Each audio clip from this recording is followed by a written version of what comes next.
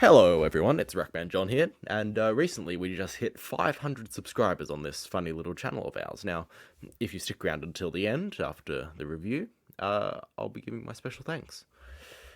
Okay, so I suppose the question is, why as a classical musician do I want to review something that's so far out of my comfort zone? So the genre is progressive house. The name of the album is Light, Shade and Luminescence, and the artist is a good friend of mine by the name of Phoenix Fitzpatrick. So why as a classical musician do I want to review a progressive house album?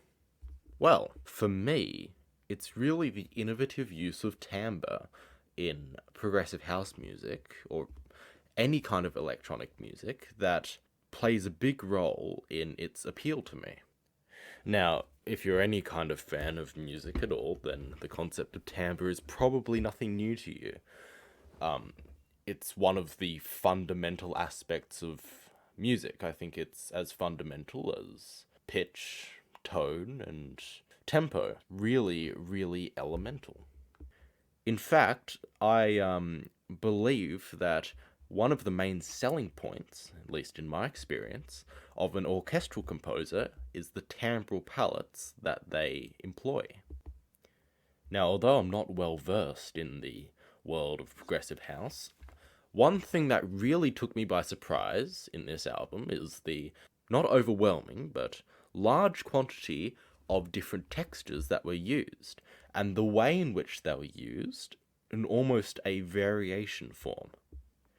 For example, a lot of the music in this album relies not only on rhythmic, but very simple melodic motifs, which is not inherently a bad thing, but is much buoyed by the fact that the timbre with which these instruments play, whether they're a synthesizer or a sample or an actual human voice, are electronically manipulated to add variation.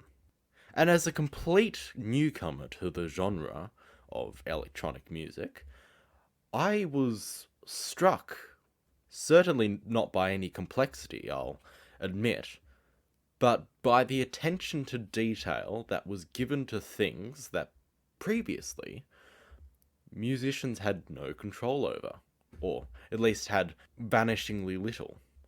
The first track, named Almost Ether, is angelic in tone, but the next one, Lush Grit, is far more dark and grinding, and this is not done by any particularly large change in instrumentation or composition, but rather by the timbre of the instruments already used, and the change that this timbral shift really brings about is remarkable.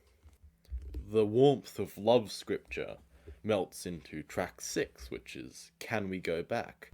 In particular, the production bestows on it a sense of deeply resonating warmth, comfort, and intimacy. The penultimate and ultimate tracks, that's Spirit, Body, and Rest, bring the album to a nice close with more subdued production. And again, the subtlety in sound design did inspire some emotion in me. I did really feel as if I'd gone on an emotionally rich and complex journey. If I was pressed to pick one takeaway from this album, it would have to be this. There is far more to the journey of musicality than I first thought, and I'd recommend everyone listening to this to keep their horizons open. For those interested in purchasing this work, Phoenix has made it clear to me that he won't be shipping overseas, so not outside of Australia, but I have made sure to link his Twitter account so you can check him out there. He's really had a lot to teach me about how music works, and I hope you'll find it as fascinating as I have. Moving on from there, recently we hit 500 subscribers, which is something that's completely unexpected for me, and it's really difficult to show exactly how grateful I am to each and every one of you for coming to this funny little channel of mine and dropping a like, dropping a subscribe. It means the world, really. In the future, I'll be releasing my own performances, my own compositions. If you're nice, you might even get to see my face, although I'm not sure how many people actually want to do that, and even more will regret it. But either way, I hope you all have a lovely day, and I'll